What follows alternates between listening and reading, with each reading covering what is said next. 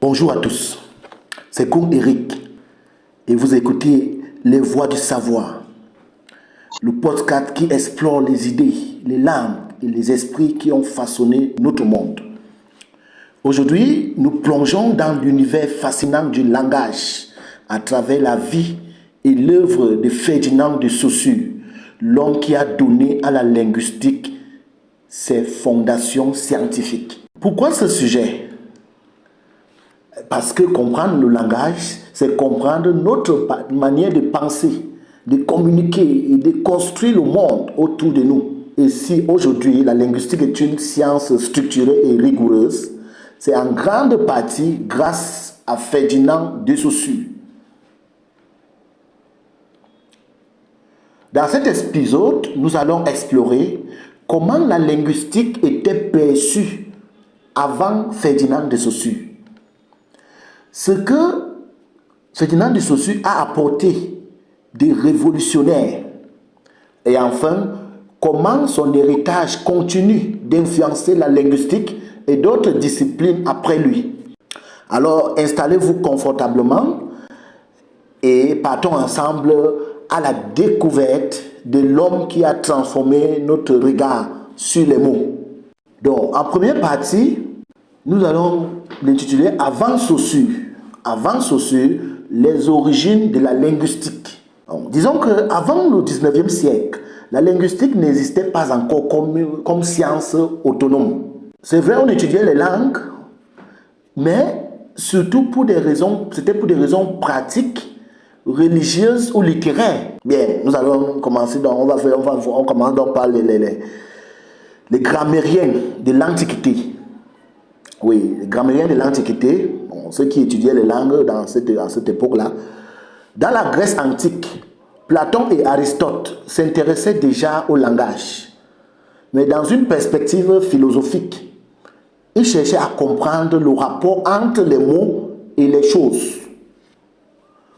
Plus tard, les grammairiens d'Alexandrie se concentraient sur la description du grec, en posant les bases de la grammaire traditionnelle.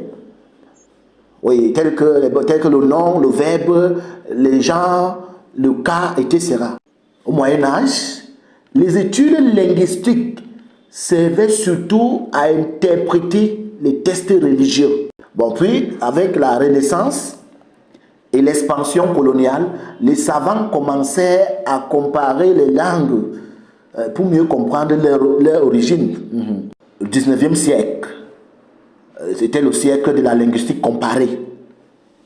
Bien, le grand tournant vient au 19e siècle avec des linguistes comparatistes comme Franz Bopp, comme Rasmus Rath et comme Jacob Grimm. Oui, ils découvrent les ressemblances entre les langues indo-européennes et essayent de reconstituer la langue originelle qu'ils vont appeler le proto-indo-européen. Bien, c'est la naissance de la grammaire comparée. Oui, une linguistique historique centrée sur l'évolution des langues dans le temps. Mais cette linguistique reste centrée sur l'histoire, sur le changement des sons et des formes, sans encore s'intéresser au système de la langue comme un tout structuré. Et c'est là que Ferdinand de Saussure va tout changer. En deuxième partie, donc, nous avons Ferdinand de Saussure, la révolution structurale. Qui est Ferdinand de Saussure? Ferdinand de Saussure est un linguiste suisse, né à Genève en 1857 et mort en 1913. Dès son adolescence, il s'intéresse aux langues anciennes. Oui. Déjà à 21 ans, il publie un ouvrage majeur sur le système des voyelles indo-européennes, qui impressionne déjà les spécialistes. Mais sa véritable révolution viendra plus tard, lorsqu'il enseignera à l'université de Genève. Ces étudiants, déjà après sa mort, publieront en 1916 le cours de linguistique générale à partir de ses notes. Oui, ça veut dire, ce livre-là qui est attribué à Ferdinand de Saussure, ce sont ces étudiants qui ont écrit et qui ont publié, ça veut dire les notes qu'ils recevaient de Ferdinand de Saussure. Ce livre deviendra le manifeste de la linguistique moderne. Bien, ici nous voyons, Saussure change de perspective, la langue comme système. Saussure rompt avec la linguistique historique. Pour lui, il faut étudier la langue telle qu'elle existe à un moment donné et non son évolution dans le temps. Il distingue deux approches. La linguistique diachronique, qui est l'étude de l'évolution des langues dans le temps, et la linguistique synchronique, qui est l'étude du système de la langue à un moment donné. C'est cette approche synchronique qui fonde la linguistique moderne. Distinction fondamentale langue et parole.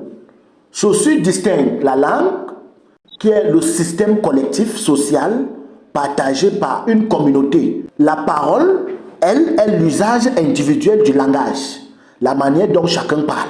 La langue est comme le code et la parole, l'utilisation de ce code.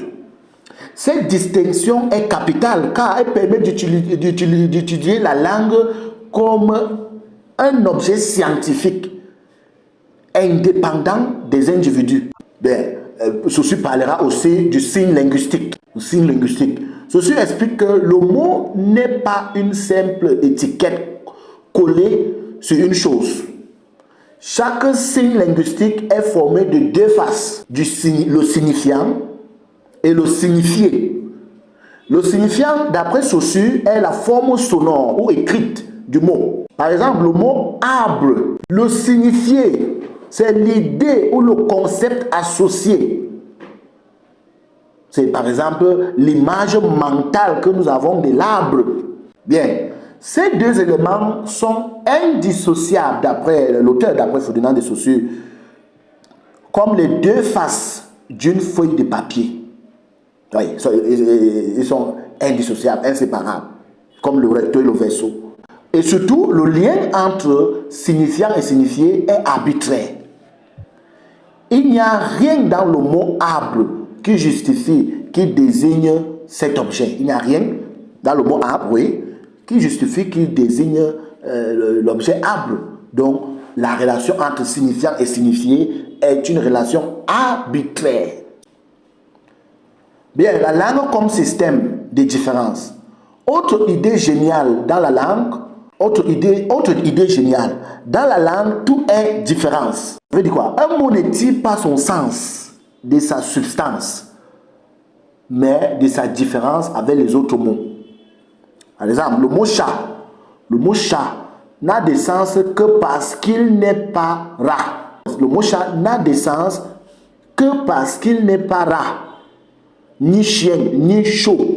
La langue est donc un système de valeurs relationnelles, comme les pièces d'un jeu d'échecs. La linguistique devient une science. Bien, grâce à cette vision systémique, Saussure transforme la linguistique en une science structurée, avec son objet d'étude qui est la langue, ses principes et sa méthode. C'est la naissance du structuralisme linguistique. Bien, la troisième partie dont nous allons parler de l'après-Saussure. L'après-Saussure, héritage et influence. L'influence de Ferdinand de Saussure dépasse largement la linguistique. Son approche du langage comme système de signes va inspirer une véritable révolution intellectuelle au XXe siècle. En linguistique, ces idées inspirent les structuralistes comme Roman Jakobson, qui développe la phonologie structurale, comme Louis James Leff avec la glossématique, et surtout Noam Chomsky, plus tard, qui introduira la grammaire générative en prolongeant et en critiquant son maître, en critiquant Saussure. Vous savez, c'est ça la science, c'est ça la science. Maintenant, en anthropologie, l'anthropologue Claude Lévi-Strauss applique les principes du structuralisme au mythe et à la culture. Il considère que, comme la langue, les sociétés humaines reposent sur des structures invisibles et des oppositions binaires. Maintenant, en littérature et en philosophie, dans les années 1960, les penseurs comme Roland Barthes et Michel Foucault et aussi Jacques Derrida s'appuient sur la pensée saussurienne. Barthes, par exemple, analyse les récits et les textes comme des systèmes de signes. Derrida, lui, critiqua l'idée d'un sens stable, ouvrant la voie à la déconstruction. Bien, maintenant, les critiques modernes. Certains linguistes reprochent à Saussure de négliger la dimension sociale. Oui, la dimension sociale, psychologique ou pragmatique du langage. Oui, d'autres comme Bourdieu, par exemple, insistent sur le fait que la langue est aussi un instrument de pouvoir, non pas seulement un système abstrait. Mais malgré ces critiques, la linguistique moderne lui doit ses fondations. La linguistique moderne doit ses fondations à Ferdinand de Saussure.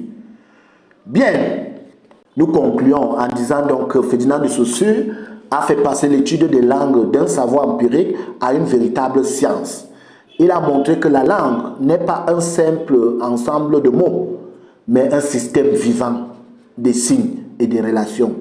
Avant lui, on décrivait les langues, après lui, on les analyse. Aujourd'hui, son héritage se retrouve partout, dans la linguistique, dans la sémiotique, dans la philosophie, le langage, dans l'intelligence artificielle et même dans la communication moderne. En somme, comprendre Saussure, c'est comprendre comment nous pensons à travers le langage.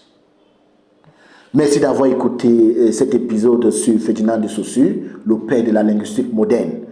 Dans notre prochain podcast, nous parlerons d'un autre géant, Noam Chomsky, celui qui a révolutionné la linguistique du XXe siècle. Restez connectés et surtout continuez à penser avec les mots. Merci.